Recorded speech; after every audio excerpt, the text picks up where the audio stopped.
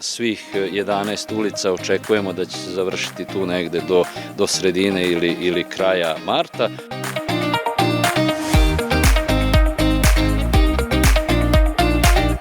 Početkom prošle godine Uprava za kapitalna ulaganja Autonomne pokrajine Vojvodine je raspisala konkurs za izgradnju putne infrastrukture u vojvođanskim gradovima širom Vojvodine i grad Subotica je uspešno konkurisala i osvojila 150 miliona dinara za izgradnju tačno 11 ulica na teritoriji 7 mesnih zajednica.